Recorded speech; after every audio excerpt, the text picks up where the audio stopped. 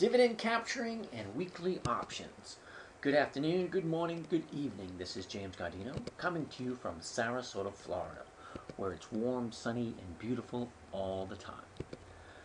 Dividend capturing goes all the way back to the 1500s. Actually, in the 1590s, a bunch of Dutch businessmen got together and decided they wanted to create the biggest company the world has ever seen. What they came up with had to go door to door selling shares to the public in order to raise enough money to start their venture. In September of 1602, they sold the first shares to a company called the VOC, or the Dutch East India Company. And this company ran for 198 years, paying an average of 18% dividend yield for 198 years. That is an awesome track record. Now, in 1607, they opened up the first stock market, which was in Amsterdam. This way they had a place to actually trade the stocks, because after the success of the VOC, they had a lot more companies offering shares and sharing the profits with their shareholders. Now, stocks move for two reasons and two reasons only. Don't let anyone fool you. There are the known reasons and the unknown reasons. An unknown reason can be a class action lawsuit, death of a key person, a natural disaster, new laws and regulations, of course, headline news and media hype. A known reason can be a product launch. A new product, a new car, a new computer, a new iPhone, anything like that can cause the stocks to move. Also, there are seasonal trends, quarterly reports, earnings statements, upcoming dividend payment. And then you have the media hype and investor buying can also have an effect on the stock price. Now, when it comes to dividend capturing, there are 4 dates you need to keep in mind.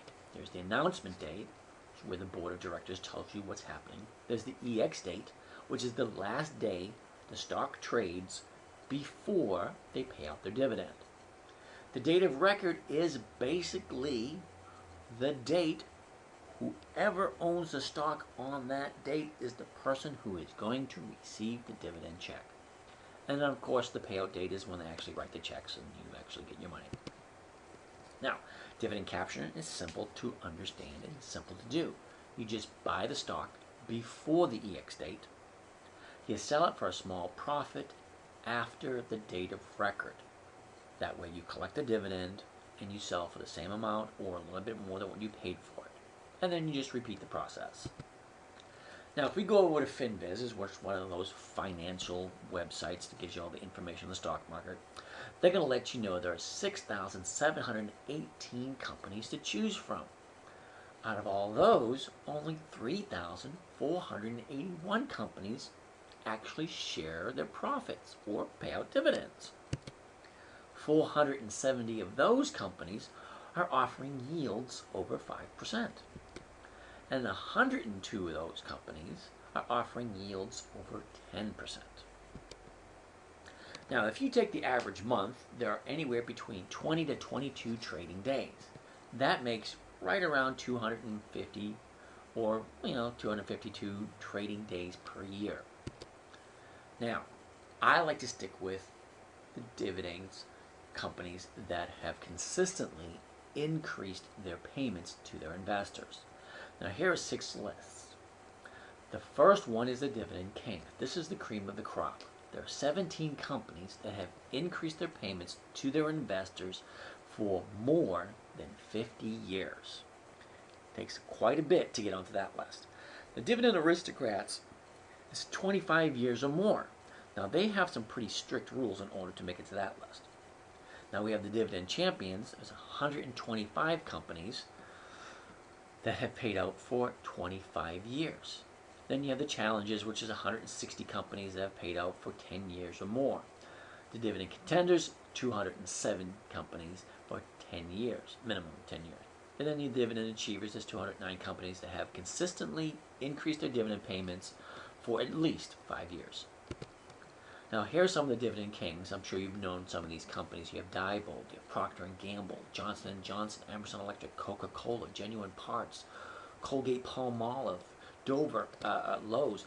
A lot of these companies, and 3M, a lot of these companies are household names, and a lot of them are over 100 years old. Okay, so the Dividend Aristocrats. Now, these companies have increased their payments for more than 25 years. You have McDonald's, again, Johnson & Johnson, Hormel, Genuine Parts, Franklin Resources, Bemis, Clorox, Coca-Cola, Palmate, C.R. Bard, a whole bunch of these companies, Family Dollar, Granger. A lot of these companies, like I said, are household names. Now, the Dividend Champions, again, 25 years of increased dividends. Quite a bit of these companies are also household names. You have Granger, Walmart, Walgreens, Vectren, United Bank Shares, a whole bunch of these companies. So what I did is I created a dividend calendar software, which you just put the stock symbol in, right up over here, hit add, and then you come down and hit go, and then it populates. It gives you the stock symbol, the stock price, what the dividend is, what the yield is, and what is posted as the last trading, the EX date. It is then broken down into months. Here, the month of January, 38 companies are paying their dividend.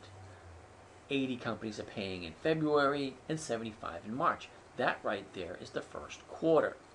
Okay, then you jump to the second quarter, 44 in April, 81 in May, 71 in June. Then you have the third quarter, July, August, September. The fourth quarter will be October, November, and December. Let's quickly take a look at the month of August. First week we have nothing. Week number 2 we have 11 companies to choose from. 5 on Monday, nothing on Tuesday, 2 Wednesday. Now this is historically when they've paid. So it gives you a good idea. So if there was 11 in the second week of August this year, next year, more than likely there are going to be 11 of them paying in the week number 2 in August. September, there's 66 companies. Look at the first week of September, 19. Second week of September, 18. 10 in the third week, 9 in the fourth week, and 10 in the fifth week of September. That's quite a bit of trading. Okay, now, another piece of software I created was my dividend stock calculator. This tells me how the stock has performed over the last 10 years using a different strategy. Up here we have the symbol, the price, the dividend, what the yield is, what the 20-day moving average. Now my 20-day moving average is different than what you see posted on any stock market exchange anyway. And then the DOS, this is called dividends on steroids, is a different strategy, not typical one. Double D right here, which is the double dividends. That's when you take the dividends, you multiply it by 2, and then you just add to the purchase price, and that's, you get your double dividends. Then dividend capturing is just buy it before the EX date, collect the profit, turn around and sell it.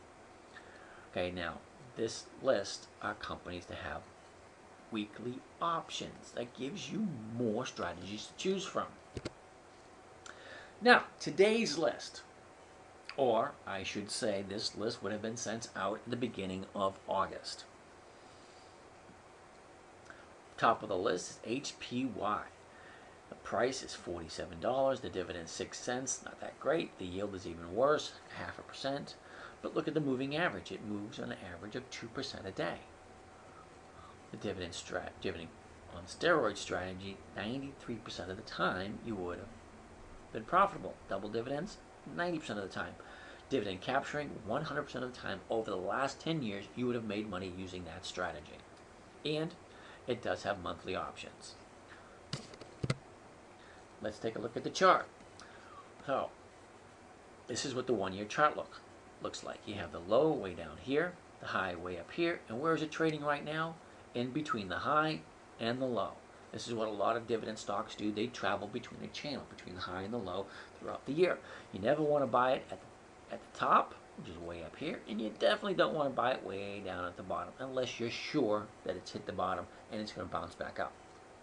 Okay, so this is the 1-year chart here. This is the 90-day chart. This is 2 months. And you would have bought this, or you would have got this tip the beginning of August, which means you would have bought it 10 days prior to the EX date.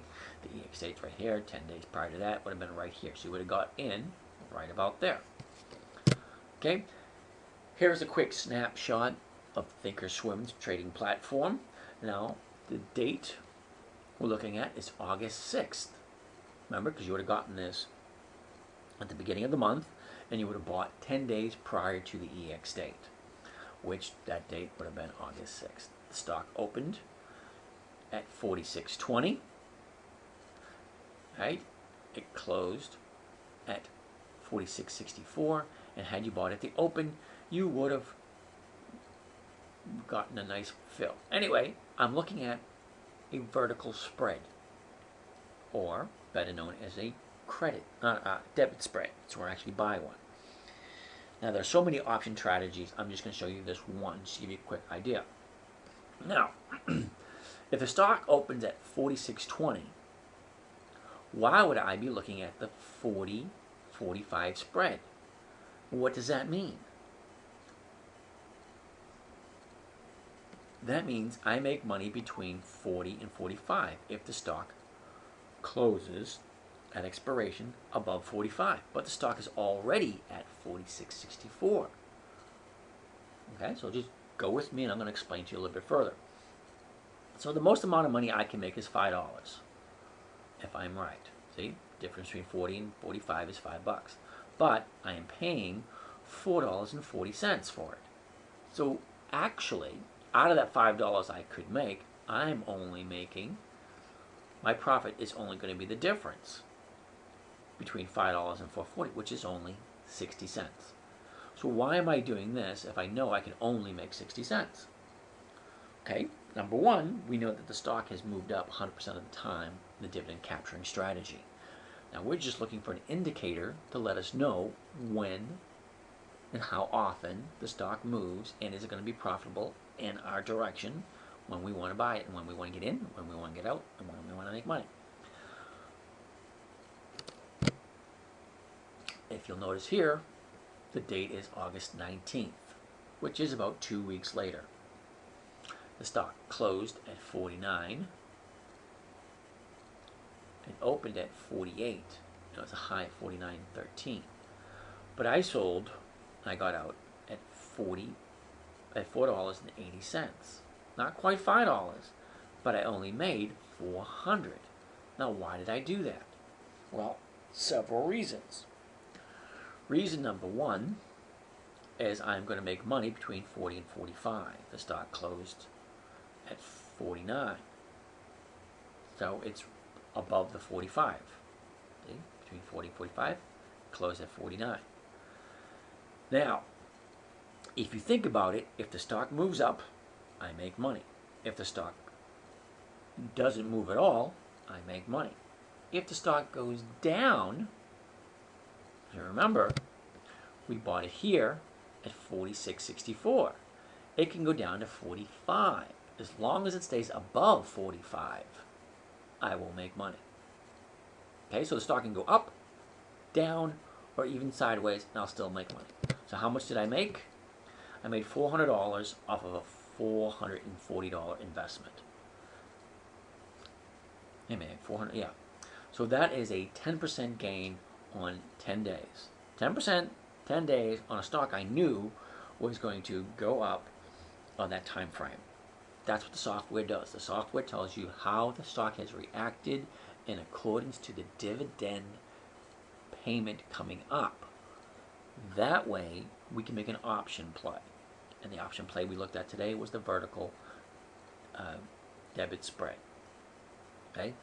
You buy it in the money. It's 40.45, which is way in the money. Let's go back up to this again.